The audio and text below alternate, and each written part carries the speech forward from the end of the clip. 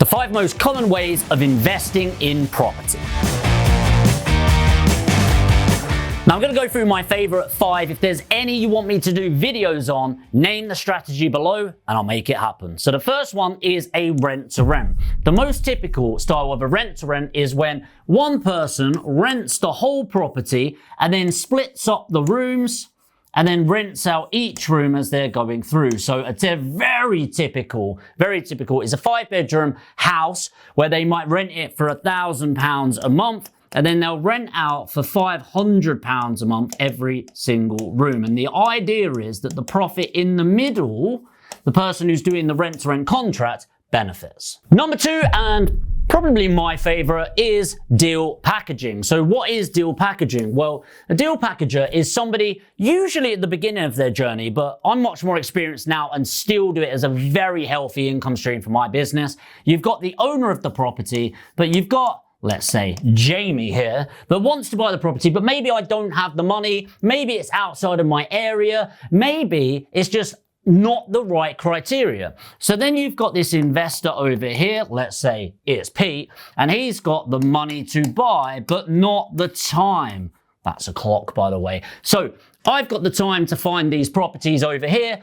I'm then going to match this property with this investor. They will buy it, and then I will make a fee. The minimum that we end up making is £6,500 per property. The easy way to describe this is you are essentially an estate agent, but instead of representing the seller of the property, you are representing the buyer and get paid very well for it.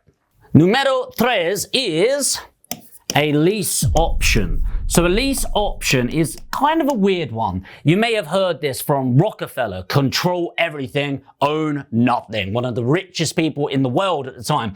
So a lease option is taking control of a property. And there's 3 main parts of it. Number 1 is a management agreement. And a management agreement is essentially agreeing that you can lease out the property or rent it out and benefit from the cash flow. The next part is a option or a purchase option agreement, and this is giving you the right but not the obligation to buy it in the future at a price agreed today.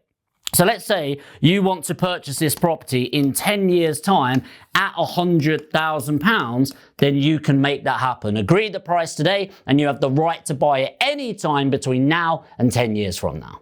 And the final contract you'll need in place is the power of attorney. A power of attorney is essentially giving you the right to talk to the owner's bank on their behalf, and if unfortunately the owner of the property passes away, you still have your investment in place. So a lease option is having the right but not the obligation to buy it in the first place. Number 4 is a HMO, house of multiple occupancy. In general, it's 3 or more unrelated parties renting a property at once. So often what you'll have is students, for example, or young professionals, but very typically it will be a house with multiple rooms. And then you're going to rent out these rooms, this is a terrible drawing, to all of those people.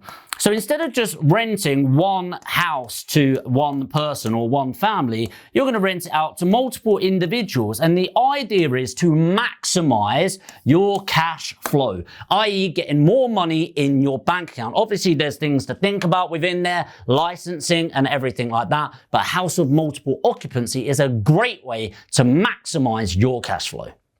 And finally, SA, or serviced accommodation. Serviced accommodation, instead of having a tenant, you have guests. So there's 2 typical types of this. Number 1 is contractors. So you need to think of all of these developers going on in the UK right now. Go on a Wednesday evening to your local hotel, see how many vans there are in the car park. That will give you a good indication of how many contractor guests you could get. And typically you rent this out on a per night basis. A company of contractors that are housing their employees, and you can do that on their behalf. And number 2 is typically weekend guests. So these could be, what have we had in the past? We've had a dad or a mom that split up with their partner and they're going to see their kids and they like to have a weekend rental for that. We've had it where people are going out for the weekend, they're visiting mates. Maybe there's a load of events in your area and they want to rent it out on a Saturday night.